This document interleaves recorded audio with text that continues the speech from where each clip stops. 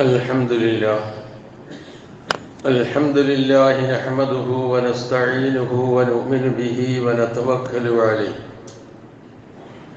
ونعوذ بالله من شرور أنفسنا ومن سيئات أعمالنا من يهده الله فلا مضل له ومن يضلل فلا هادي له وأشهد أن لا إله إلا الله وحده لا شريك له وأشهد أن محمدًا عبده ورسوله أرسله بالهدى ودين الحق ليظهره على الدين كله ولو كره المشركون اللهم صل على محمد وعلى آل محمد كما صليت على إبراهيم وعلى آل إبراهيم وبارك على محمد وعلى آل محمد كما باركت على إبراهيم وعلى آل إبراهيم إنك حميد مجيد أما بعد فإن خير الكلام كلام الله وخير السنن سنن محمد صلى الله عليه وسلم وشر الأمور محدثاتها وكل محدثة بدعة وكل بدعة ضلالة وكل ضلالة في النار يا أيها الذين آمنوا اتقوا الله حق تقاته ولا تموتن إلا وأنتم مسلمون يا أيها الناس اتقوا ربكم الذي خلقكم من نفس واحدة وخلق منها زوجها وبث منهما رجالا كثيرا ونساء واتقوا الله الذي تساءلون به والأرحام إن الله كان عليكم رقيبا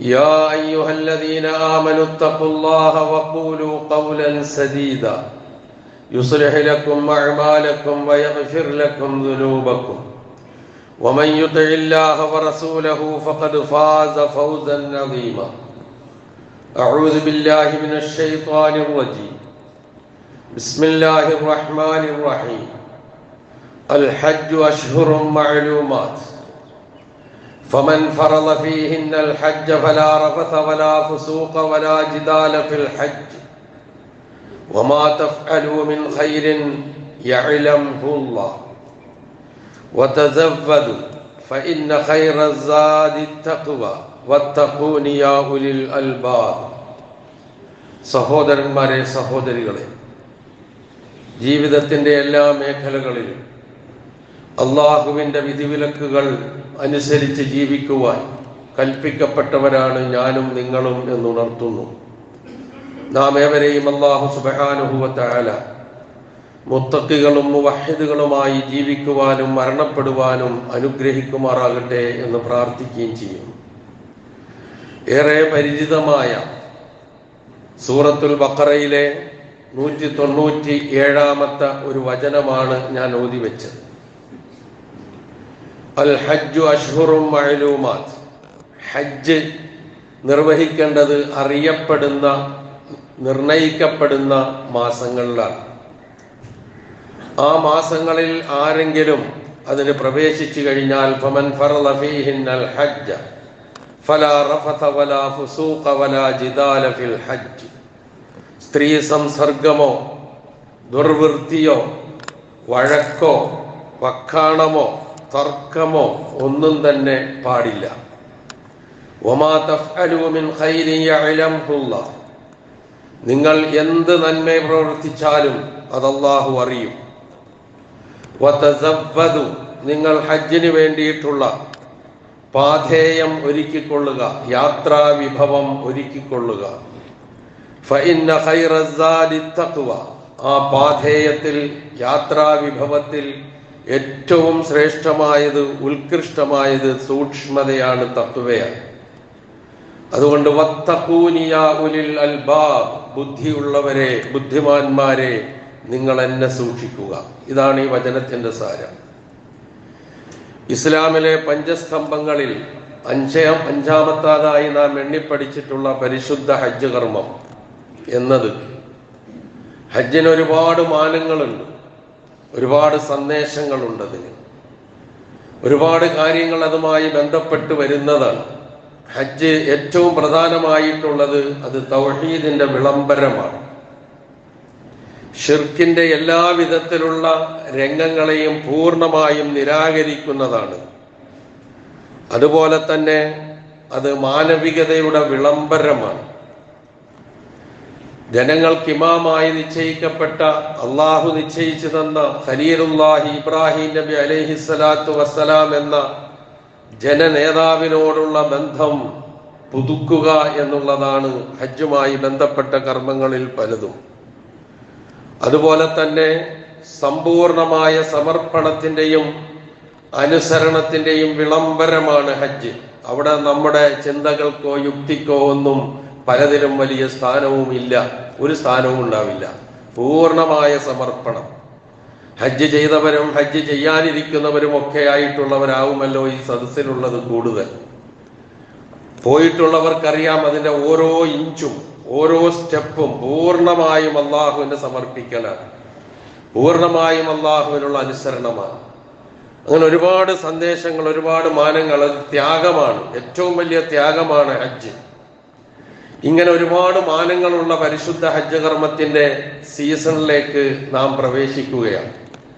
ലോകത്തിന്റെ വിവിധ ഭാഗങ്ങളിൽ നിന്ന് ആ രാജ്യങ്ങളിലെ പ്രതിനിധികളായി, അള്ളാഹുവിന്റെ അതിഥികളായി, റഹ്മാന്റെ അതിഥികളായി നമ്മുടെ നാട്ടിൽ നിന്നും നമ്മുടെ രാജ്യത്തു നിന്നും പലരും പുറപ്പെട്ടു കഴിഞ്ഞു, അവിടെ എത്തിക്കഴിഞ്ഞു, യാത്രയിലാകുന്നു പലരും. ഇങ്ങനെ ഒരവസ്ഥയിലാണ് ഇപ്പോൾ നാം ഉള്ളത്. അതുകൊണ്ട് അതുമായി ബന്ധപ്പെട്ട് ചില കാര്യങ്ങളൊന്ന് ഓർക്കുകയും, നമ്മിൽ നിന്ന്, നമ്മുടെ കുടുംബത്തിൽ നിന്ന് പോയവരുണ്ടാകാം, നമ്മുടെ അയൽപക്കത്ത് നിന്ന് പോയവരുണ്ടാകാം, ബന്ധുമിത്രാദികളായി പോയിട്ടുള്ളവരുണ്ടാകാം. ഇനി അങ്ങനെ ഒന്നുമില്ലെങ്കിലും വിശ്വാസി സമൂഹമായി അവിടെ എത്തിച്ചേരുന്ന എല്ലാവർക്കും വേണ്ടിയുള്ള ഒരു പ്രാർത്ഥന നമ്മൾ നടത്തുകയാണ്. ഈ സന്ദർഭത്തിൽ നടത്തേണ്ടത് നമ്മളുടെ ഒരു ബാധ്യതയാണ്. നമ്മിൽ നിന്നും മറ്റു സ്ഥലങ്ങളിൽ നിന്നുമെല്ലാം പരിശുദ്ധ ഹജ്ജ് കർമ്മത്തിന് വേണ്ടി ആ പുണ്യഭൂമിയിൽ എത്തിച്ചേർന്നിട്ടുള്ള എല്ലാ വിശ്വാസിനികളുടെയും ഹജ്ജ് അള്ളാഹു മഖ്ബൂലും മബ്റൂറുമായി സ്വീകരിക്കുകയും പൂർണ്ണ ആരോഗ്യത്തോടുകൂടി, സിഹത്തോടുകൂടി, ആഫിയത്തോടുകൂടി എല്ലാ കർമ്മങ്ങളും നിർവഹിക്കാൻ തൗഫീക്ക് നൽകുകയും ചെയ്യുമാറാകട്ടെ. നമുക്കപ്രിയമായി കേൾക്കേണ്ടി വരുന്ന പ്രയാസങ്ങളും ബുദ്ധിമുട്ടുകളും ഒന്നുമില്ലാതെ ഈ വർഷത്തെ ഹജ്ജ് കർമ്മം അതിൻ്റെതായ പൂർത്തീകരണത്തിലെത്തുവാൻ സർവശക്തൻ തുണയ്ക്കുമാറാകട്ടെ എന്ന് പ്രാർത്ഥിക്കുക. പ്രിയമുള്ളവരെ, പരിശുദ്ധ ഇസ്ലാം നമ്മുടെ മുമ്പിൽ നിശ്ചയിച്ചു തന്നിട്ടുള്ള ആരാധനാ കർമ്മങ്ങൾ, ഇബാദത്തുകളെല്ലാം തന്നെ മനുഷ്യനെ സംസ്കരിക്കാനും നന്നാക്കിയെടുക്കാനും ശുദ്ധീകരിക്കാനും അവനിൽ നിന്ന് മനുഷ്യ സഹജമായി വരുന്ന പാപങ്ങൾ പുറത്തു കൊടുക്കുവാനും വേണ്ടിയിട്ടാണ് അള്ളാഹു നിശ്ചയിച്ചു തന്നിട്ടുള്ളത്. അത് 5 നേരത്തെ നമസ്കാരമായിരുന്നാലും, വെള്ളിയാഴ്ച ജുമുഅക്ക് പള്ളികളിൽ ഒരുമിച്ചുകൂടി ജുമുഅ നമസ്കാരം നിർവഹിക്കുന്നതായിരുന്നാലും, റമളാനിലെ വ്രതാനുഷ്ഠാനമായിരുന്നാലും, പരിശുദ്ധ ഹജ്ജ് കർമ്മമായിരുന്നാലും, സക്കാത്തായിരുന്നാലും എല്ലാം അതിലൂടെ അള്ളാഹു ലക്ഷ്യം വെക്കുന്നത് നമ്മുടെ ശുദ്ധീകരണമാണ്, വിശ്വാസികളുടെ സംസ്കരണമാണ്. അവരെ പാപങ്ങളിൽ നിന്ന് ശുദ്ധീകരിച്ചെടുക്കുക എന്നുള്ളതാണ്. മണിക്കൂറുകളെ നമസ്കാരം കൊണ്ടും, ദിവസങ്ങളെ വെള്ളിയാഴ്ച കൊണ്ടും, മാസങ്ങളെ റമളാൻ കൊണ്ടും, ആയുസ്സിനെ ഹജ്ജ് കൊണ്ടും, ധനത്തെ സക്കാത്ത് കൊണ്ടും ശുദ്ധീകരിക്കുന്ന ഒരു പ്രക്രിയയാണ് ശരിക്കു പറഞ്ഞാൽ നമുക്ക് നിശ്ചയിക്കപ്പെട്ടു തന്നിട്ടുള്ള ആരാധനാ കർമ്മങ്ങളെല്ലാം. വളരെ കൃത്യമായി നബി സല്ലല്ലാഹു അലൈഹി വസല്ലം അത് പറയുന്നുണ്ട്. ഇതൊക്കെ മുകഫിറാത്തുൽ ലിമാ ബൈനഹുന്ന എന്നാണ്. ഇതിന്റെ ഇടയിൽ വരുന്ന പാപങ്ങൾക്ക് പരിഹാരമാണ്. പക്ഷെ എന്ത് വേണം? ഇദജുത്തുനിബത്തിൽ കബായിർ, വൻ പാപങ്ങളിൽ നിന്ന് വിട്ടു നിൽക്കണം. വലിയ പാപങ്ങൾ ഇതുകൊണ്ടൊന്നും പരിഹരിക്കപ്പെടൂല. അതേസമയം മനുഷ്യൻ എന്നുള്ള നിലയിൽ വരുന്ന ചെറിയ തെറ്റുകളും കുറ്റങ്ങളും ഒക്കെ ഇത്തരം ആരാധനാ കർമ്മങ്ങൾ കൊണ്ട് അള്ളാഹു പരിഹരിക്കും എന്ന് തന്നെയാണ് പ്രവാചക തിരുമേനി സല്ലല്ലാഹു അലൈഹി വസല്ലം പറഞ്ഞത്. അക്കൂട്ടത്തിൽ നമ്മുടെ നാട്ടിൽ നിന്നോ നമ്മുടെ വീട്ടിൽ നിന്നോ നമ്മുടെ പ്രദേശത്ത് നിന്നോ ചെയ്യാൻ കഴിയാത്ത, നിശ്ചയിക്കപ്പെട്ട സ്ഥലത്തേക്ക് യാത്ര പോയി ഒരുപാട് മണിക്കൂറുകൾ സഞ്ചരിച്ച് ഒരുപാട് പ്രയാസങ്ങൾ സഹിച്ച് നിശ്ചിത രൂപത്തിലും ഭാവത്തിലും ദിവസങ്ങളിലും സമയങ്ങളിലും സന്ദർഭങ്ങളിലും ഒക്കെയായി ചെയ്തു വീട്ടേണ്ട ഏറ്റവും പ്രധാനപ്പെട്ട ഒരു ആരാധനാകർമ്മമാണ് ഹജ്ജ്. അതുകൊണ്ട് തന്നെ അത് ജീവിതത്തിൽ ഒരിക്കലേ നിർബന്ധമാക്കി നിശ്ചയിച്ചിട്ടുള്ളൂ. അത് എല്ലാവർക്കും നിർബന്ധമാക്കി നിശ്ചയിച്ചിട്ടില്ല. അതിന് അല്ലാഹു പറഞ്ഞത് മനിസ്തതാഅ ഇലൈഹി സബീല എന്നാണ്. അതായത് ആരോഗ്യം വേണം, സമ്പത്ത് വേണം, അവിടെ പോയി തിരിച്ചു വരാനുള്ള തടസ്സങ്ങളൊന്നും ഇല്ലാതിരിക്കണം. ഈ മൂന്നെണ്ണവും ഒത്തു കഴിഞ്ഞതിന് ശേഷവും ഹജ്ജിന് പോകാത്ത ആരെങ്കിലും ഉണ്ട് എങ്കിൽ അവർ ഒന്ന് കരുതേണ്ടതുണ്ട് എന്ന് മാത്രം ഈ സന്ദർഭത്തിൽ സൂചിപ്പിക്കാൻ. ഇത് മൂന്നും ഒത്തു. ആരോഗ്യം പ്രശ്നമില്ല, സമ്പത്ത് കയ്യിലുണ്ട്, ഇപ്പോൾ സൗദി അറേബ്യയിൽ പോയി വരാൻ ഒരു തടസ്സവുമില്ല, വിസ കിട്ടുന്നുണ്ട്. ആ നിലയിൽ ഒരു സൗകര്യം ഉണ്ടായിട്ട് ഇനി പിന്നെയാകാം എന്ന് പറഞ്ഞ് പിന്തിച്ചു വെച്ച് ആരോഗ്യം ക്ഷയിച്ച് തവാഫ് ചെയ്യാൻ കഴിയാതെ, സഈ ചെയ്യാൻ കഴിയാതെ, ജംറകളിൽ പോയി എറിയാൻ കഴിയാതെ, എന്തോ ഒരു കാട്ടിക്കൂട്ടലുമായി എല്ലാം കഴിഞ്ഞിനി എല്ലാം കൊണ്ടുപോയി അവിടെ വെച്ചിട്ട് വരാം, അല്ലെങ്കിൽ അവസാനം അവിടെ അങ്ങ് മരിച്ചു കളയാം എന്ന് വിചാരിച്ചുകൊണ്ട് ആ കാലം തള്ളി നീക്കി പോകുന്നവരെ സംബന്ധിച്ചിടത്തോളം അവരൊന്ന് ഓർക്കേണ്ടതുണ്ട്. പോകാൻ കഴിയാതെ, ആരോഗ്യമുണ്ടായിട്ട് പോകാൻ കഴിയാതെ, സമ്പത്തുണ്ടായിട്ട് പോകാൻ കഴിയാതെ, തടസ്സങ്ങളൊന്നുമില്ലാഞ്ഞിട്ട് പോകാൻ കഴിയാതെ, പിന്തിച്ചു വെച്ച് ഒട്ടും പോകാൻ കഴിയാതെ മരണപ്പെട്ടു പോയാൽ അവൻ ജൂതനോ ക്രിസ്ത്യാനിയോ ആയിട്ട് മരിക്കുന്നതിന് വിരോധമില്ല എന്നാണ് അന്ത്യപ്രവാചകനായ മുഹമ്മദ് മുസ്തഫ റസൂൽ കരീം സല്ലല്ലാഹു അലൈഹി വസല്ലമ താക്കീത് ചെയ്തിരിക്കുന്നത് എന്ന് എപ്പോഴും നാം ഓർക്കുക. അങ്ങനെ ഒരു ബിന്ദി വെക്കേണ്ട സംഗതി അല്ലത്. അതിനെപ്പോഴാണോ അവസരം കിട്ടുക അപ്പോൾ നമ്മൾ അതിന് പോകണം എന്നുള്ളത് തന്നെയാണ്. ഹജ്ജിന് വേണ്ടി നാം പോകുന്നത് നേരത്തെ ഞാൻ സൂചിപ്പിച്ചതുപോലെ ഒരു പ്രത്യേക സ്ഥലത്തേക്കാണ്. ആ സ്ഥലം ഏതാണ് എന്ന് നമുക്കെല്ലാവർക്കും അറിയാം. അത് അൽ ബൈത്തിലേക്കാണ് പോവുക. ഖുർആൻ തന്നെ പ്രയോഗം പറഞ്ഞത് എന്താ? വലില്ലാഹി അലന്നാസി ഹിജ്ജുൽ ബൈത്ത് മനിസ്തതാഅ ഇലൈഹി സബീല എന്ന് പറഞ്ഞു. അള്ളാഹുവിന്റെ ഭവനത്തെ ലക്ഷ്യം വെച്ചുകൊണ്ടുള്ള തീർത്ഥാടനമാണ് ഹജ്ജ്. അത് അള്ളാഹുവിനോടുള്ള മനുഷ്യരുടെ ബാധ്യതയാണ് എന്ന് പറയുന്നു. ഈ ഹജ്ജിനുള്ള വിളംബരവും ആ ഹജ്ജ് നിർവഹിക്കേണ്ട സ്ഥലത്തിനുള്ള സൗകര്യം ഏർപ്പാട് ചെയ്തു കൊടുക്കുകയും ഒക്കെ ചെയ്തത് ഖലീലുല്ലാഹി ഇബ്രാഹിം നബി അലൈഹി സ്വലാത്തു വസ്സലാമയ്ക്കാണ്. അത് വിശുദ്ധ ഖുർആൻ വ്യക്തമായി നമുക്ക് പറഞ്ഞു തരുന്നുണ്ട്. വൈദ് ബവ്വഅനാ ലി ഇബ്രാഹീമ മക്കാനൽ ബൈത്ത്. അൽ ബൈത്ത് എന്ന് പറഞ്ഞാൽ കഅബയാണ്. ആ ഭവനത്തിന്റെ സ്ഥാനം ഇബ്രാഹിം നബി അലൈഹി സ്വലാത്തു വസ്സലാമയ്ക്ക് നാം സൗകര്യം ചെയ്തു കൊടുത്ത സന്ദർഭം ഓർക്കുക. എന്തിനു വേണ്ടി? അല്ലാ തുശ്രിക് ബി ഷൈആ. പ്രധാനമായി എടുത്തു പറഞ്ഞതാണ്, എന്നോട് യാതൊന്നിനെയും നീ പങ്കു ചേർക്കരുത്. അതിനാണ് ആ ഭവനം. വതഹിർ ബൈത്തിയ, എന്നിട്ട് എന്റെ ഭവനം എന്ന് അല്ലാഹു പറഞ്ഞത് ഈ പറഞ്ഞ കഅബയെ കുറിച്ചാണ്. വതഹിർ ബൈത്തിയ. ഇപ്പൊ ബൈത്തുൽ അതീഖ് പൗരാണിക ഗേഹം, ബൈത്തി എന്റെ ഭവനം എന്നൊക്കെ അല്ലാഹു ഖുർആനിലൂടെ വിശേഷിപ്പിച്ചിട്ടുള്ളതാണ് പരിശുദ്ധ കഅബ. ആ കഅബയും അതിന്റെ പരിസര പ്രദേശവും നിശ്ചയിക്കപ്പെട്ട സ്ഥലങ്ങളും ഒക്കെ ഹറം എന്നുള്ള പ്രദേശമൊക്കെ ഹറം എന്നുള്ള നിലയിൽ വിശേഷിപ്പിക്കപ്പെടുകയും ചെയ്യുന്നു. അത് ഇന്നോ ഇന്നലെയോ തുടങ്ങിയതുമല്ല. അത് ആകാശഭൂമികളെ സൃഷ്ടിച്ച അന്ന് മുതൽ തുടങ്ങിയതാണ് ആ സ്ഥലത്തിന്റെ പവിത്രത എന്നുള്ളത് നാം തിരിച്ചറിയണം. പ്രവാചക തിരുമേനി സല്ലല്ലാഹു അലൈഹി വസല്ലമ പറയുന്നു, ഇന്നല്ലാഹ ഹറമ മക്ക. അല്ലാഹു സുബ്ഹാനഹു വ തആല മക്കയെ പവിത്രമാക്കി നിശ്ചയിച്ചു അല്ലാഹു. എന്ന് യൗമ ഖലഖസ് സമാവാതി വൽ അർദ്. എന്നാണോ ആകാശങ്ങളെയും ഭൂമിയെയും അല്ലാഹു സൃഷ്ടിച്ചത് അന്ന് അല്ലാഹു മക്കയെ അതിന്റെ എല്ലാ പവിത്രതയും നൽകി അല്ലാഹു നിലനിർത്തി, പവിത്രത നൽകി. എന്നിട്ട് റസൂല് പറയുന്നു, ഫഹിയ ഹറാമുൻ ബിഹറാമില്ല. അല്ലാഹു അതിന്റെ പവിത്രത നൽകിയത് കൊണ്ട് അത് എന്നും പവിത്രമായിരിക്കും. ഇലാ യൗമിൽ ഖിയാമ, അന്ത്യനാൾ വരേക്കും. ലം തുഹില്ല ലി അഹദിൻ ഖബലി, എന്റെ മുമ്പുള്ള ആർക്കും അതിന്റെ പവിത്രതയെ പിച്ചി ചീന്താനുള്ള അനുവാദം നൽകിയിട്ടില്ല. വലാ തഹില്ലു ലി അഹദിൻ ബഅദി, എന്റെ ശേഷം വരാനിരിക്കുന്ന ഒരാൾക്കും അതിന്റെ പവിത്രതയെ പിച്ചി ചീന്താനുള്ള അനുവാദവും ഇല്ല. ആ രൂപത്തിൽ പവിത്രമായി ആകാശഭൂമികളെ സൃഷ്ടിച്ച ദിവസം അള്ളാഹു പവിത്രത കൽപ്പിച്ച പ്രദേശമാണ്, ഭൂമിയാണ് മക്ക. ആ മക്കയിലാണ് കഅബ സ്ഥിതി ചെയ്യുന്നത്. അത്ര പവിത്രമായ ഒരു സ്ഥലത്തേക്കാണ് ഹജ്ജിന് വേണ്ടി പോകുന്നത് എന്നുള്ള ബോധം ഹജ്ജിന് പോകുന്നവർക്കും ഉംറയ്ക്ക് പോകുന്നവർക്കും ഒക്കെ ഉണ്ടാകേണ്ടതാണ്. ആ ബോധത്തോടു കൂടിയാണ് പോകേണ്ടത്. 5 നേരം ഇപ്പം നിങ്ങൾ തിരിഞ്ഞിരിക്കുന്നത് ആ കഅബയുടെ നേർക്കാണ്. ഞാൻ അതിനെതിരാണെന്ന് മാത്രമേ ഉള്ളൂ. നമ്മളെല്ലാവരും 5 നേരവും നിർബന്ധ നമസ്കാരത്തിന് വേണ്ടി തിരിയുന്നത്. നമ്മൾ മാത്രമല്ല, ലോകത്തിന്റെ ഈ ഭൂമിയുടെ ചുറ്റുഭാഗത്തുമുള്ള ആരൊക്കെ ഉണ്ടോ, കഅബയുടെ ചുറ്റുഭാഗത്തും ആരൊക്കെ ഉണ്ടോ, അവർ മുഴുവനും നമസ്കാരത്തിന് വേണ്ടി തിരിയേണ്ടത് ഈ ഗേഹത്തിന്റെ നേർക്കാണ്. ആ ഗേഹത്തെയാണ് കൺകുളിർക്കെ കാണാനും അത് തവാഫ് ചെയ്യാനും അത് സ്പർശിക്കാൻ കഴിയുമെങ്കിൽ സ്പർശിക്കാനും അങ്ങനെയുള്ള കാര്യങ്ങളൊക്കെ ലക്ഷ്യം വെച്ചുകൊണ്ടുള്ള ഈ തീർത്ഥാടന യാത്ര ജീവിതത്തിൽ ഒരിക്കൽ അല്ലാഹു നിശ്ചയിച്ചത് ഹജ്ജ് എന്നുള്ള നിലയിൽ. അതുപോലെ ഈ നിശ്ചയിക്കപ്പെട്ട മാസങ്ങളോ ദിവസങ്ങളോ ഇല്ലാത്ത നിലയിൽ എന്നും അവിടെ പോകാവുന്ന നിലയിൽ, കഴിവുള്ളവർക്ക് പോകാവുന്ന നിലയിൽ നിശ്ചയിക്കപ്പെട്ട മറ്റൊരു ആരാധനാകർമ്മമാണ് ഉംറ. ഉംറയും ഇതുപോലെ തന്നെ അത് ദുൽഹജ്ജ് മാസം ആകാൻ കാത്തിരിക്കേണ്ടതില്ല.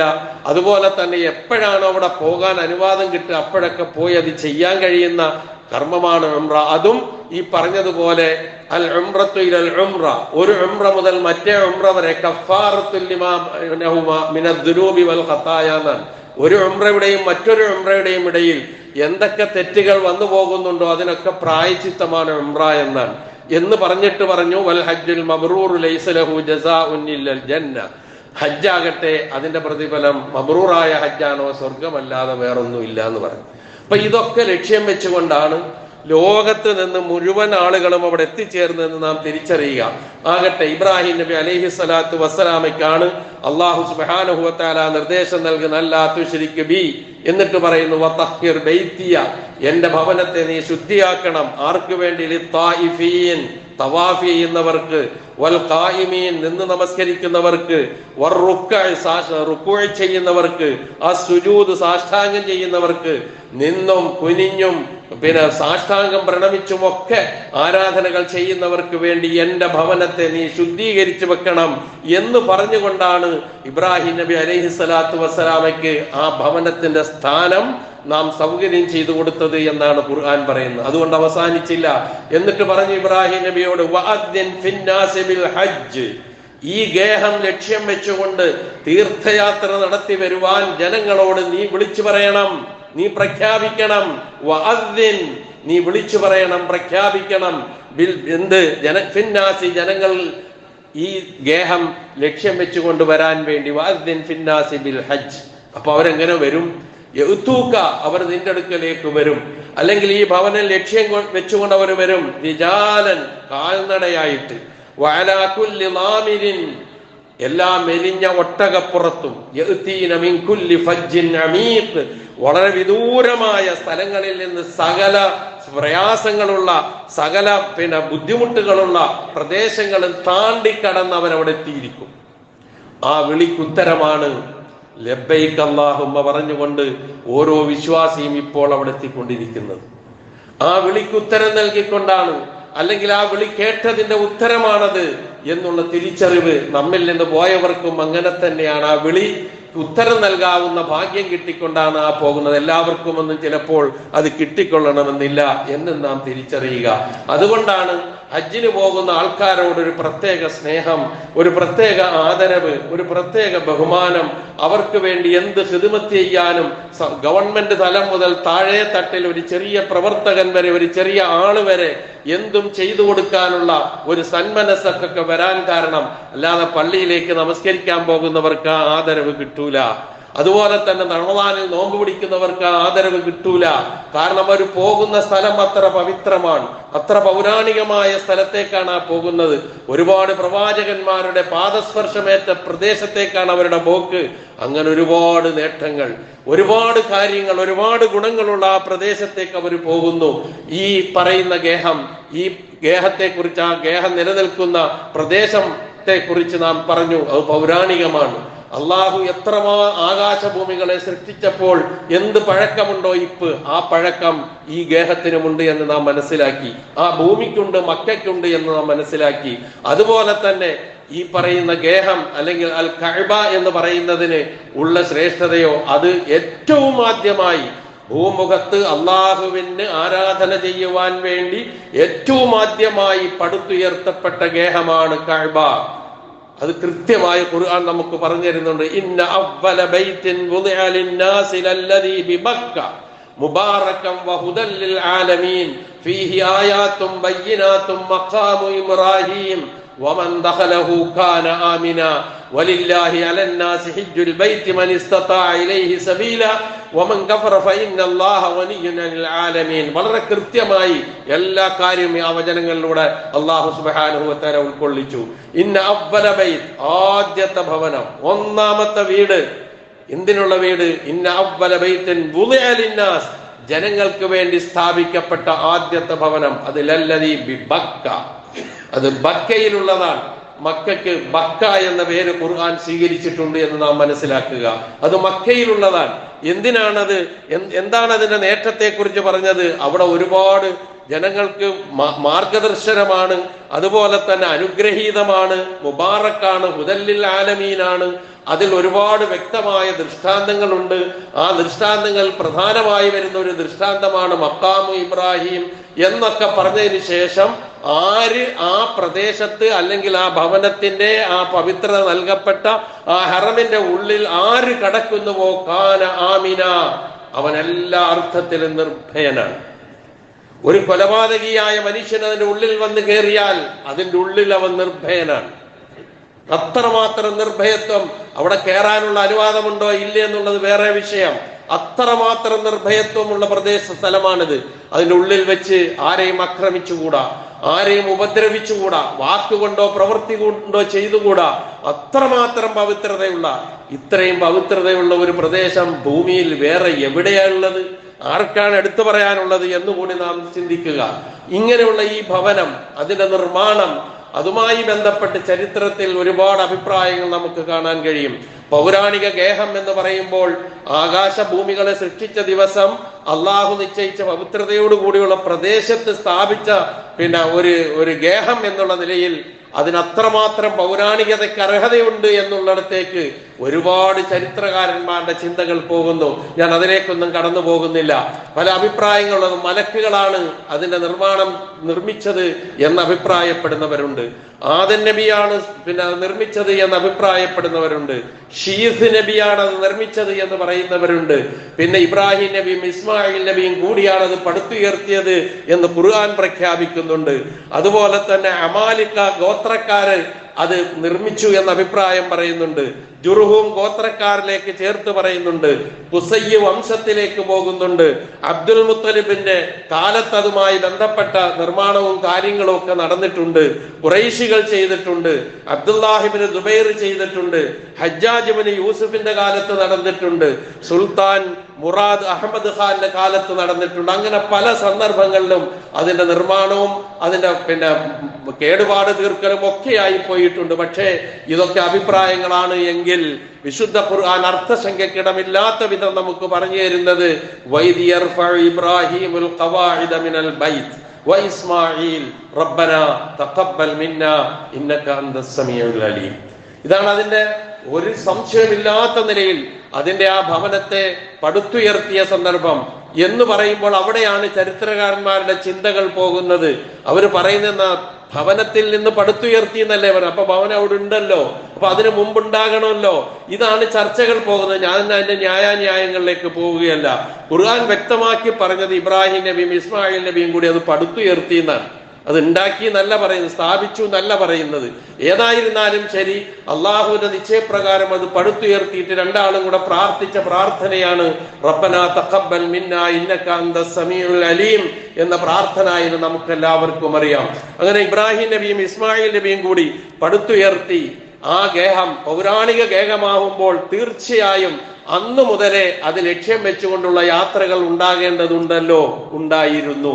പ്രവാചക തിരുമേനി സല്ലല്ലാഹു അലൈഹി വസല്ലം വരുന്നതിന് മുമ്പും ഹജ്ജ് എന്ന് പറയുന്ന കർമ്മം ഉണ്ടായിരുന്നു. പക്ഷേ പ്രവാചകൻ വന്നതിന് ശേഷം ഇസ്ലാമിലെ എല്ലാ കാര്യങ്ങളും സമഗ്രവും സമ്പൂർണവും കുറ്റമറ്റതുമാക്കി തീർത്ത് അതേപോലെ ചെയ്യണമെന്ന് പഠിപ്പിക്കുന്നതിന് മുമ്പ് പല രൂപത്തിലുള്ള കോലങ്ങളായിരുന്നു ഹജ്ജുമായി ബന്ധപ്പെട്ടത്. പ്രവാചകനിലൂടെ അല്ലാഹു സുബ്ഹാനഹു വ തആല ചെയ്തത് കുറ്റമറ്റ ഹജ്ജിന്റെ രൂപം പഠിപ്പിച്ചു തരിക എന്നുള്ള, അതാണ് ഇന്ന് മുസ്ലിം ലോകം ചെയ്തുകൊണ്ടിരിക്കുന്ന ഹജ്ജ്, ചെയ്യേണ്ട ഹജ്ജ്. അത് വേറൊന്നുമല്ല. ജാഹിലിയ കാലത്ത് ഹജ്ജ് ഉണ്ടായിരുന്നു. അന്ന് അവർ കഅബ തവാഫ് ചെയ്ത് നഗ്നരായിട്ടാണ്. ഇന്ന് അങ്ങനെയല്ലല്ലോ. പ്രവാചകൻ അത് മാറ്റി. മാറ്റിയിട്ട് എന്നാൽ വലിയ ആഡംബര വസ്തുക്കൾ ധരിച്ചുകൊണ്ട് എന്തോ ഒരു വലിയ ആഘോഷത്തിന് പോകുന്നത് പോലെ വന്നുകൂടാ. മറിച്ച് ലാളിത്യത്തിന്റെ വസ്ത്രം, ശുഭ്രവസ്ത്രം ധരിച്ച്, ഒരു വസ്ത്രം ഒന്നുടുത്തും ഒന്ന് പുതച്ചും മാത്രം, അതിനടിയിൽ വേറൊന്നും ധരിക്കാതെ, തുന്നിക്കൂട്ടിയതൊന്നും ധരിക്കാതെ ലാളിത്യത്തോടുകൂടി അവിടെ വരണം എന്ന് പഠിപ്പിച്ചു. അതാണ് ഇന്നും ലോകത്തിന്റെ നാനാഭാഗങ്ങളിൽ നിന്ന് വരുന്നവർ, ആ വരുന്നവർ ഒരു രാജ്യത്തിന്റെ ഭരണാധികാരിയായിരുന്നാലും ശരി, ആ രാജ്യത്തെ ഏറ്റവും താഴേക്കിടയിൽ ജോലി ചെയ്തുകൊണ്ടിരിക്കുന്ന, സേവനം ചെയ്തുകൊണ്ടിരിക്കുന്ന ഒരു സാധാരണക്കാരനായ മനുഷ്യനായാലും ശരി, ഒരേ ഒരു വസ്ത്രമേ പാടുള്ളൂ. ചിലപ്പോൾ ആ തുണിയുടെ വില കൂടിയേക്കാം, കുറഞ്ഞേക്കാം എന്നുള്ളതല്ലാതെ വേറെ ഒന്നും ധരിച്ചുകൂടാ. അടിമയായാലും ഉടമയായാലും യജമാനായാലും തൊഴിലാളി ആരായിരുന്നാലും ശരി, ഒരേ ഒരു വേഷം. അത് ഈ ഹജ്ജിന്റെ വേളയിൽ മാത്രമാണ് നമുക്ക് ദർശിക്കാൻ കഴിയുക. ആ ശുഭ്രവസ്ത്രധാരികളായ ആളുകൾ അവിടെ ഒരുമിച്ചു കൂടുന്നു, എല്ലാം മറന്നുകൊണ്ട്. അവരുടെ നാടിനെ അവർ മറക്കുന്നു, അവരുടെ വംശത്തെ മറക്കുന്നു, അവരുടെ ഭാഷയെ മറക്കുന്നു, അവരുടെ വ്യത്യസ്തമായ സംസ്കാരങ്ങളെ മറക്കുന്നു. എല്ലാം മറന്നുകൊണ്ട് ഒരേ ഒരു ലക്ഷ്യം. ഇത് മാത്രമാണ് ഹജ്ജിന്റെ ഏറ്റവും വലിയ സവിശേഷതയായി നമുക്ക് എടുത്തു പറയാൻ കഴിയുക. അങ്ങനെ നഗ്നരായി ഹജ്ജ് ചെയ്തിരുന്നവരെ അതിൽ നിന്ന് മാറ്റി തുണി ഉടുപ്പിച്ച് അള്ളാഹുവിന്റെ റസൂല് ഹജ്ജ് ചെയ്യിപ്പിച്ചു തുടങ്ങി. അതാണ് നാം മനസ്സിലാക്കേണ്ട ഒരു കാര്യം. പരിഷ്കരണങ്ങളാണ്, മാറ്റങ്ങളാണ് നാം ഈ കാണുന്നത്. അതുപോലെ തന്നെ കഅബ അല്ലാഹു സുബ്ഹാനഹു വ തആല ഇബ്രാഹിം നബിയിലൂടെ പടുത്തുയർത്തിയതിന്റെ ലക്ഷ്യം അള്ളാഹുവിനെ മാത്രം ആരാധിക്കാൻ വേണ്ടി ഭൂമുഖത്ത് അത് പടുത്തുയർത്തുക എന്നതായിരുന്നു. അതിനുശേഷം ഇബ്രാഹിം നബിയുടെ കാലശേഷം അതിന്റെ ഉള്ളിൽ ഒരുപാട് വിഗ്രഹങ്ങൾ എത്തി. അതാണ് ഞാൻ ആദ്യത്തെ വാചകം പറഞ്ഞത്, ഹജ്ജ് തൗഹീദിന്റെ വിളംബരമാണ് എന്ന് സൂചിപ്പിച്ചത് അതുകൊണ്ടാണ്. അപ്പം അതിന്റെ ഉള്ളിൽ 300-ലധികം വിഗ്രഹങ്ങളെ വെച്ച് പൂജിച്ചു. ആ വിഗ്രഹങ്ങളുടെ കൂട്ടത്തിൽ മഹാനായ ഇബ്രാഹിം നബി ഉണ്ടായിരുന്നു, ഇസ്മായിൽ നബി ഉണ്ടായിരുന്നു. ഇബ്രാഹിം നബി ലാ ഇലാഹ ഇല്ലല്ലാഹ്ക്ക് വേണ്ടി അനുഭവിച്ച ത്യാഗം, തരണം ചെയ്ത അഗ്നികുണ്ഡം, ഇതൊന്നും നമുക്കാർക്കും പറഞ്ഞു തരേണ്ട ആവശ്യമില്ല, അത്ര വ്യക്തമാണ്. ആ ഇബ്രാഹിം നബിയാണ് കഅബയുടെ ഉള്ളിൽ ആരാധ്യ വസ്തുവാക്കി വെച്ചുകൊണ്ട് അള്ളാഹുവിനെ കുറിച്ച് വിശ്വസിച്ചതോടൊപ്പം തന്നെ ഇബ്രാഹിം നബിയോട് പ്രാർത്ഥിക്കുകയും ഇബ്രാഹിം നബിക്ക് വഴിപാടുകൾ അർപ്പിക്കുകയും ഒക്കെ ചെയ്തുകൊണ്ട് ജീവിച്ച ആ ജനതയുടെ അവര് പ്രഖ്യാപിച്ചത് എന്താണ്? വാദം എന്തായിരുന്നു? നഹ്നു ഫീ മില്ലത്തി ഇബ്രാഹിം എന്നാണ്.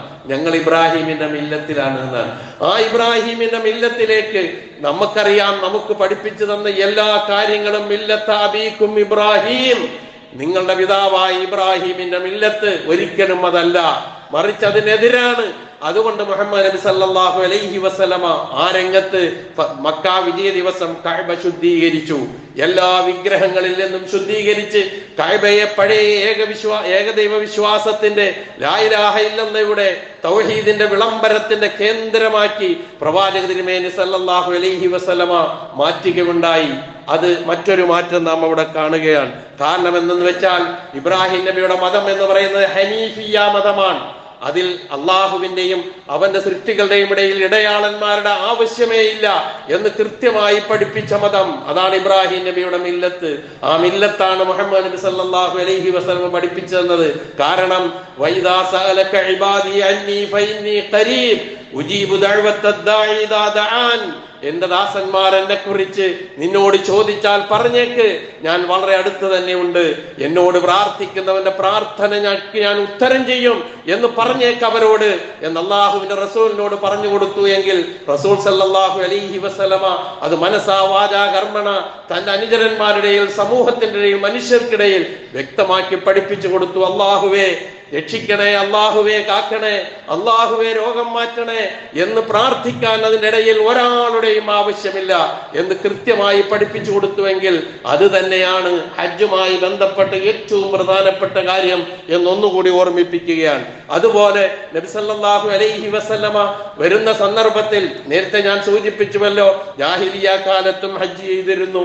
ജാഹിലിയ കാലത്ത് അവർക്ക് തൽബിയത്ത് ഉണ്ടായിരുന്നു. ആ തൽബിയത്ത് പരിഷ്കരിച്ചു അല്ലാഹുവിന്റെ റസൂല്. ആ തൽബിയത്തിൽ ശിർക്ക് ഉണ്ടായിരുന്നു. ആ ശിർക്ക് മാറ്റിക്കൊണ്ട് തൗഹീദിലേക്ക് മാറ്റി അല്ലാഹുവിന്റെ റസൂല്. അതാണ് നമുക്ക് കാണാൻ കഴിയുക. ഇപ്പൊ തൽബിയത്ത് നമുക്ക് എല്ലാവർക്കും അറിയാം. ഹജ്ജിൽ ഇഹ്റാമിൽ പ്രവേശിച്ചു കഴിഞ്ഞാൽ എവിടുന്നാണോ ഇഹ്റാമിൽ പ്രവേശിച്ച് ഏത് മീഖാത്താണോ നിശ്ചയിക്കപ്പെട്ടത്, ആ മീഖാത്ത് കടക്കുന്നതിന് മുമ്പ് കടക്കുന്നതോടുകൂടി ഇഹ്റാമിൽ പ്രവേശിച്ച് ലബ്ബൈക് അല്ലാഹുമ്മ ഹജ്ജ എന്നോ ലബ്ബൈക് അല്ലാഹുമ്മ ഉംറ എന്നോ പറഞ്ഞുകൊണ്ട് പ്രവേശിച്ചു കഴിഞ്ഞാൽ പിന്നെ ചെയ്യാനുള്ള ജോലി കഅബ കാണുന്നത് വരെ ഇങ്ങനെ ഉരുവിട്ടുകൊണ്ടിരിക്കേണ്ടത് തൽബിയത്താണ്.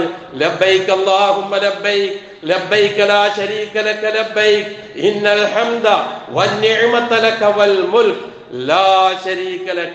2 പ്രാവശ്യമാണ് അല്ലാഹുവേ നിനക്ക് യാതൊരു പങ്കുകാരുമില്ല എന്ന് ആവർത്തിച്ചു പറയുന്നത്. അവിടെ അല്ലാഹുവേ നിന്റെ വിളിക്ക് ഞാനിതാ ഉത്തരം ചെയ്തിരിക്കുന്നു, നിന്റെ വിളിക്ക് ഞാനിതാ ഉത്തരം ചെയ്തിരിക്കുന്നു, സർവഹംദും നിഅമത്തും നിനക്ക് മാത്രമാണ് എന്ന് ആവർത്തിച്ച് പറഞ്ഞുകൊണ്ട് പ്രഖ്യാപിച്ചുകൊണ്ടാണ് ഹജ്ജിന് പോകുന്ന സഹോദരന്മാരും ഉംറയ്ക്ക് പോകുന്ന സഹോദരന്മാരൊക്കെ ആവർത്തിച്ചു കൊണ്ടിരിക്കുന്ന ആ വാക്ക്. ഇത് റസൂൽ സല്ലല്ലാഹു അലൈഹി വസല്ലം പഠിപ്പിച്ച തൽബിയത്ത്. എന്നാൽ ജാഹിലിയ്യ കാലത്ത് ഇതൊക്കെ ഉണ്ടായിരുന്നു. പക്ഷെ അതിന്റെ കൂടെ ഒരു വാക്ക്, 1-2 വാക്കുകൾ അവർ ഫിറ്റ് ചെയ്തിരുന്നു. ഇല്ലാ ശരീകൻ ഹുവലക് തംലികുഹു വമാ മലക്. ഒരു ശരീക്ക് ഒഴികെ വേറൊരു ശരീക്ക് നിനക്കില്ല എന്ന് ഞങ്ങൾ സമ്മതിക്കുന്നു.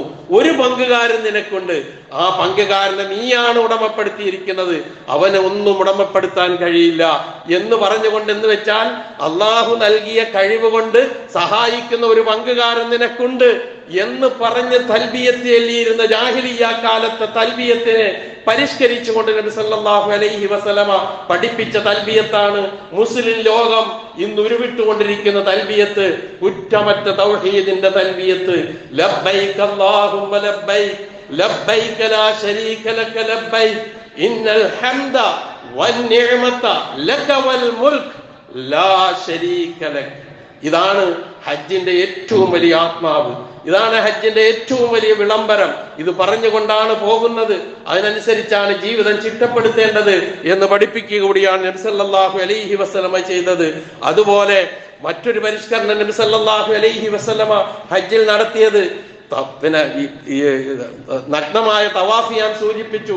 ഈ ഹജ്ജിന്റെ വേളയിൽ ഹജ്ജ് കഴിഞ്ഞാൽ, ദുൽഹജ്ജ് 10 കഴിഞ്ഞാൽ 11, 12, 13 ഹജ്ജിന്റെ കർമ്മങ്ങളിലേക്കൊന്നും ഞാൻ കടക്കുന്നില്ല. ഈ 11, 12, 13 അയ്യാമുത്ത ശരീഅത്തിന്റെ ദിവസങ്ങളിൽ മിനയിൽ കഴിച്ചുകൂട്ടുക എന്നുള്ളത് ഹജ്ജിന്റെ ഒരു കർമ്മമാണ്.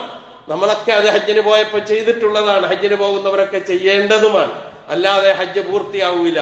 അപ്പൊ ആ നിലയിൽ ആ മിനയിൽ താമസിക്കുമ്പോൾ ജാഹിലിയ്യ കാലത്ത്, പ്രവാചകന്റെ കാലത്തിന് മുമ്പ് ഹജ്ജ് ചെയ്തിരുന്ന ആൾക്കാര് ഹജ്ജിന്റെ കർമ്മം ഏറെക്കുറെ കഴിഞ്ഞ് ഇനി വേറെ ഒന്നുമില്ല എന്നുള്ള ചിന്താഗതിയോടുകൂടി ഈ 11, 12, 13 മിനയിൽ അവർ കഴിച്ചു കൂട്ടുമ്പോൾ അവർ ചെയ്തിരുന്നത് അവരുടെ പിന്നെ പൂർവികരായ പിതാക്കന്മാരുടെയും യോദ്ധാക്കളുടെയും ഒക്കെ പോരിശയും മഹത്വവും പറഞ്ഞുകൊണ്ട് പരസ്പരം കവിത ചൊല്ലി മത്സരം നടത്തി പോകുന്ന ഒരു സ്ഥിതിവിശേഷം. എന്നിട്ട് ആ മത്സരത്തിൽ വിജയിക്കുന്നവർക്ക് വലിയ വിലപിടിപ്പുള്ള ഒട്ടകങ്ങളെ സമ്മാനം ചെയ്യുന്ന രൂപത്തിലൊക്കെ ഉള്ള ഒരു രൂപമായിരുന്നു ഈ 11, 12, 13 ഒക്കെ അവർ കഴിച്ചു കൂട്ടിയിരുന്നത് എന്നാണ്. അതിന് അള്ളാഹുവിന്റെ നിർദ്ദേശം വന്നു, പ്രവാചകനിലൂടെ അള്ളാഹു അത് പഠിപ്പിച്ചു. ഫൈദാ ഖളൈതും മനാസിക്കക്കും ഫദ്കുറുല്ലാഹ കദിക്രിക്കും ആബാഅക്കും ഔ അശദ്ദ ദിക്റ. നിങ്ങൾ ഹജ്ജിന്റെ മനാസിക്കുകൾ നിർവഹിച്ചു കഴിഞ്ഞാൽ അള്ളാഹുവിനെ നിങ്ങൾ ഓർക്കണം. കദിക്രിക്കും ആബാഅക്കും, നിങ്ങളുടെ വാപ്പമാരെ ഓർക്കുന്നത് പോലെ അവർ ചെയ്തിരുന്നതാണ്. ഔ അശദ്ദ ദിക്റ, അല്ലെങ്കിൽ അതിനേക്കാൾ കഠിനമായ സ്മരണ അള്ളാഹുവിനെ കുറിച്ച് നിങ്ങൾക്കുണ്ടാകണം എന്നവരെ പഠിപ്പിച്ചു. അതിലൊരു മാറ്റമുണ്ടാക്കി.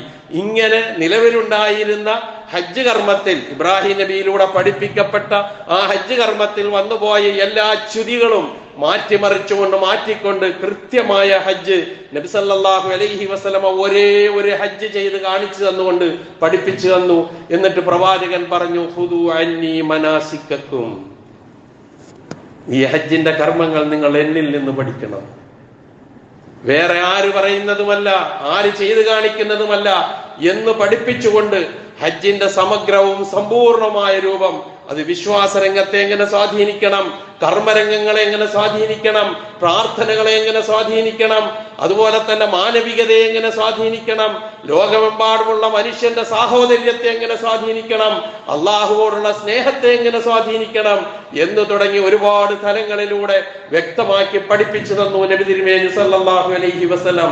ആ ഹജ്ജ് നിർവഹിക്കാനാകണം പോകേണ്ടത്. അതിലൂടെയാണ് ഈ പറഞ്ഞാൽ ഹജ്ജുൽ മബ്രൂർ ലൈസ ലഹു ജസാഉൻ ഇല്ലൽ ജന്ന, അല്ലെങ്കിൽ റജഅ കയൗമി വലദതുഹു ഉമ്മുഹു, ഉമ്മ പ്രസവിച്ച കുഞ്ഞിനെ പോലെ പാപങ്ങളിൽ നിന്ന് മുക്തരായി വരണമെങ്കിൽ, സ്വർഗം മാത്രം പ്രതിഫലം കിട്ടണമെങ്കിൽ ഈ പറഞ്ഞതുപോലെ ഹജ്ജിന്റെ ആത്മാവ് ഹജ്ജിലൂടെ എന്താണോ നമുക്ക് പരിചയപ്പെടുത്തി തന്നത് അത് ഉൾക്കൊണ്ടുകൊണ്ടൊരു ചടങ്ങായി മാറാതെ ഏറ്റവും ശ്രേഷ്ഠമായ ഒരു ആരാധനാ കർമ്മം എന്നുള്ള നിലയിൽ ചിന്തിച്ചും പ്രവർത്തിച്ചും ആ കാര്യങ്ങൾ നേടിയെടുക്കുമ്പോഴാണ് അത് ആർജിക്കാൻ കഴിയുക. നമ്മിൽ നിന്ന് ഹജ്ജിന് പോയ സഹോദരങ്ങൾക്ക് അല്ലാഹു സുബ്ഹാനഹു വ തആല അതിനുള്ള തൗഫീഖ് നൽകുമാറാകട്ടെ. നാം ചെയ്ത ഹജ്ജ് അതുപോലെ നമ്മിൽ നിന്ന് അല്ലാഹു സ്വീകരിക്കുമാറാകട്ടെ.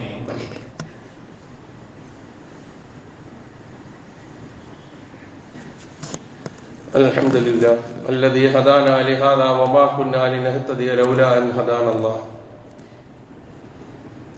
വസ്സലാത്തു വസ്സലാമു അലാ അഷ്റഫിൽ അംബിയാഇ വൽ മുർസലീൻ വഅലാ ആലിഹി വസ്വഹാബിഹി വമൻ തബിഅഹും ബിഇഹ്സാനിൻ ഇലാ യൗമിദ്ദീൻ അമ്മാ ബഅദ്. ഒരിക്കൽ കൂടി അല്ലാഹുവിന്റെ ആജ്ഞാനുവർത്തികളായി ജീവിക്കുവാൻ ഞാൻ ഉണർത്തുന്നു. നബി സല്ലല്ലാഹു അലൈഹി വസല്ലമയുടെ ഒരു വചനം മൊത്തത്തിൽ എല്ലാ കാര്യങ്ങളെയും കുറിച്ച് പരാമർശിക്കുന്നതാണ്. അത് ഇന്നല്ലാഹ തയ്യിബുൻ ലാ യഖ്ബലു ഇല്ലാ തയ്യിബൻ. അല്ലാഹു നല്ലവനാണ്, വിശിഷ്ടനാണ്. അവൻ നല്ലതല്ലാതൊന്നും സ്വീകരിക്കുകയില്ല. ഇതാണ് അതിന്റെ അർത്ഥം.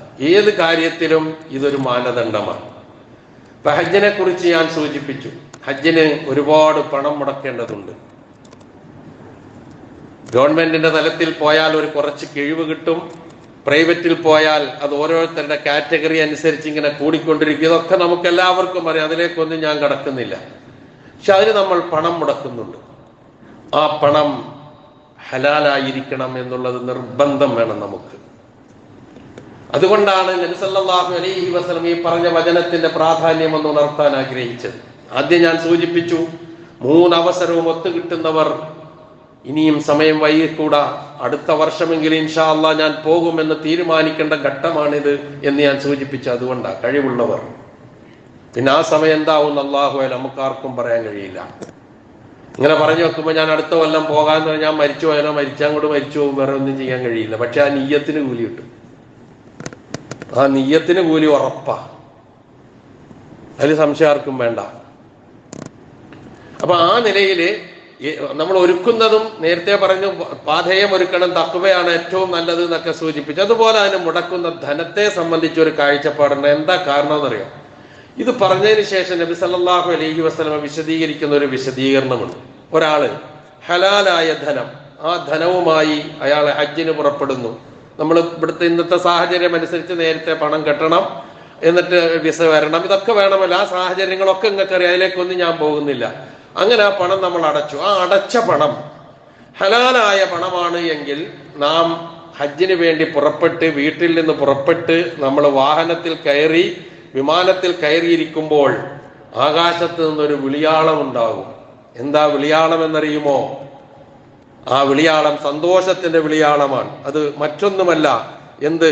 നമ്മൾ അവിടെ കയറിയിരുന്നുകൊണ്ട് ലബ്ബൈക്ക് അല്ലാഹുമ്മ ലബ്ബൈക്ക് എന്ന് പറഞ്ഞു തുടങ്ങുമ്പോൾ നിന്റെ വിളിക്കിതാ ഉത്തരം നൽകിയിരിക്കുന്നു. നീ സന്തോഷവാനും സൗഭാഗ്യവാനുമാണ്. നിന്റെ വിളിക്ക് ഉത്തരം നൽകിയിരിക്കുന്നു. കാരണം നിന്റെ ധനം ഹലാലാണ്, നിന്റെ വാഹനം ഹലാലാണ്, നിന്റെ വസ്ത്രം ഹലാലാണ്, നിന്റെ പാഥേയം ഹലാലാണ്. അതുകൊണ്ട് നീ സന്തോഷത്തോടെ പ്രതിഫലം നേടിക്കൊണ്ട് മടങ്ങിക്കോ എന്ന് പുറപ്പെടുമ്പോൾ തന്നെയുള്ള സന്തോഷ വാർത്തയാണ് അത്രേ മലക്കുകളുടെ ഭാഗത്ത് നിന്ന് കിട്ടുക, ഹലാലായ ധനമാണെങ്കിൽ. അല്ലാത്തതാണെങ്കിലോ എങ്ങനെങ്കിലുമൊക്കെ ഉണ്ടാക്കിയ, നിഷിദ്ധമായ രൂപത്തിൽ ഉണ്ടാക്കിയ ധനം, ആ ധനവും കൊണ്ടാണ് പോകുന്നതെങ്കിൽ അങ്ങനെ നമ്മൾ കയറി യാത്ര പുറപ്പെട്ട് ഇരുന്ന് ലബ്ബൈക അല്ലാഹുമ്മ എന്ന് ചൊല്ലുമ്പോൾ ആകാശത്ത് നിന്ന് വിളിച്ചു പറയും, ലാ ലബ്ബൈക വലാ സഅദൈക, നിന്റെ വിളിക്ക് ഉത്തരമില്ല, നീ സൗഭാഗ്യവാനല്ല, നിനക്ക് സന്തോഷിക്കാൻ വകയില്ല. കാരണം കസ്ബുക ഹറാം, നിന്റെ സമ്പാദ്യം ഹറാം, വസാദുക ഹറാം, നിന്റെ പാഥേയം ഹറാം, വറാഹിലത്തുക ഹറാം, നിന്റെ വാഹനം ഹറാം. അതുകൊണ്ട് ഫർജ്, മടങ്ങിക്കോ, മഅ്സൂറൻ ഗൈറ മഅ്ജൂരിൻ, ഒരു പ്രതിഫലത്തിനും അർഹതയില്ലാത്തവനായി കുറ്റം പേറിക്കൊണ്ട് മടങ്ങിക്കോ എന്നിങ്ങനെ മലക്കുകൾ വിളിച്ചു പറയും. പ്രിയമുള്ളവരെ, ഇതിൽ ഏത് എനിക്കും നിങ്ങൾക്കും ഉണ്ടാകണം? ഈ പെടാപ്പാടിന് എന്നുള്ളത് മാത്രം ചിന്തിക്കുക. ഏത് രംഗത്തും ഈ പറഞ്ഞത് നമ്മുടെ ജീവിതത്തിൽ ശ്രദ്ധിക്കേണ്ട കാര്യമാണ്. അല്ലാഹു സുബ്ഹാനഹു വ തആല ഇത്തരം കാര്യങ്ങൾ പോലും ശ്രദ്ധിച്ച് ഹലാലും അള്ളാഹു അനുവദിച്ചതുമായ കാര്യങ്ങൾ മാത്രം ചെയ്തും പ്രവർത്തിച്ചും അത് ധനം ഒക്കെ ആക്കി അങ്ങനെ ജീവിച്ചുമൊക്കെ പോകുന്ന അവന്റെ യഥാർത്ഥ ദാസന്മാരുടെ കൂട്ടത്തിൽ നാം എവരെയും അള്ളാഹു ഉൾപ്പെടുത്തുമാറാകട്ടെ. നമ്മിൽ നിന്ന് പരിശുദ്ധ ഹജ്ജ് കർമ്മത്തിന് പോയ സഹോദരന്മാരുടെ ഹജ്ജ് ഈ ആദ്യം പറഞ്ഞതുപോലെ സന്തോഷ വാർത്ത അറിയിക്കപ്പെടുന്ന ഹജ്ജായി തീരാൻ അള്ളാഹു അവർക്കും തൗഫീഖ് നൽകുമാറാകട്ടെ. നമ്മിൽ നിന്ന് ഇനിയും ഹജ്ജിന് പോകാൻ ആഗ്രഹിക്കുന്നവർക്ക് അള്ളാഹു സുബ്ഹാനഹു വ തആല അതിനുള്ള അവസരങ്ങൾ അള്ളാഹു ഒരുക്കി കൊടുക്കുമാറാകട്ടെ. നമ്മിൽ നിന്ന് അറിഞ്ഞോ അറിയാതെയോ വന്ന എല്ലാ കുറ്റങ്ങളും അള്ളാഹു നമുക്ക് പുറത്തു മാപ്പാക്കി തരുമാറാകട്ടെ. നമ്മിൽ നിന്ന് മരണപ്പെട്ടു പോയവരുടെ പാപങ്ങൾ അള്ളാഹു പുറത്തു കൊടുക്കുമാറാകട്ടെ. അവരെയും നമ്മളെയും അള്ളാഹു ജന്നാത്തുൽ ഫിർദൗസിൽ ഒരുമിച്ച് കൂട്ടുമാറാകട്ടെ. നമ്മിൽ നിന്ന് രോഗങ്ങൾ കൊണ്ട് വിഷമിക്കുന്നവരുടെ രോഗങ്ങളെ അള്ളാഹു ശിഫയാക്കി കൊടുക്കുമാറാകട്ടെ. ആശുപത്രികൾ കഴിച്ചു കൂട്ടുന്നവർ സർജറി കഴിഞ്ഞും സർജറിക്കായി കാത്തിരുന്നും ഒക്കെ കഴിച്ചു കൂട്ടുന്ന പലർക്കും വേണ്ടി പ്രാർത്ഥിക്കാൻ ആവശ്യപ്പെട്ടിട്ടുണ്ട്. അള്ളാഹു സുബ്ഹാനഹു വ തആല അവരുടെ എല്ലാം സർജറി വിജയപ്രദമാക്കി കൊടുക്കുകയും സർജറി കഴിഞ്ഞവരുടെ അവസ്ഥ അള്ളാഹു നന്നാക്കി കൊടുക്കുകയും ചെയ്യുമാറാകട്ടെ. എല്ലാവിധത്തിലുള്ള പ്രയാസങ്ങളിൽ നിന്ന് നാം ഏവരെയും അള്ളാഹു കാത്തുരക്ഷിക്കുമാറാകട്ടെ. സർവ്വ അനുഗ്രഹങ്ങളും അള്ളാഹു നമുക്ക്, നമ്മുടെ കുടുംബാദികൾക്കും, നമ്മുടെ മക്കൾക്കും, നമ്മുടെ പേരക്കിടാങ്ങൾക്കും എല്ലാവർക്കും അള്ളാഹു സുബ്ഹാനഹു വ തആല സർവ്വ നന്മകളും കനിഞ്ഞ് നൽകി അനുഗ്രഹിക്കുമാറാകട്ടെ. എല്ലാ തിന്മകളിൽ നിന്നും കാത്തുരക്ഷിക്കുമാറാകട്ടെ. സർവോപരി ഇസ്ലാമിനും മുസ്ലിം ഉമ്മത്തിനും അള്ളാഹു ഇസ്സത്തിനെ പ്രദാനം ചെയ്യുമാറാകട്ടെ. اللهم اغفر للمؤمنين والمؤمنات والمسلمين والمسلمات الأحياء منهم والأموات إنك مجيب الدعوات ويا قاضي الحاجات. اللهم أعز الإسلام والمسلمين وأذل الشرك والمشركين. اللهم أعز الإسلام والمسلمين وأذل الشرك والمشركين. اللهم أعز الإسلام والمسلمين وأذل الشرك والمشركين. ربنا لا تسلط علينا من لا يرحمنا يا أرحم الراحمين. ربنا لا تسلط علينا من لا يرحمنا يا أرحم الراحمين. ربنا لا تسلط علينا من لا يرحمنا وكف أيدي الكافرين والمنافقين والظالمين والحاسدين والحاقدين حنا يا خفي الألطاف. نجنا مما نخاف ونحذر. اللهم إنا نجعلك في نحورهم ونعوذ بك من شرورهم. ربنا تقبل منا إنك أنت السميع العليم وتب علينا إنك أنت التواب الرحيم. ربنا آتنا في الدنيا حسنة وفي الآخرة حسنة وقنا عذاب النار.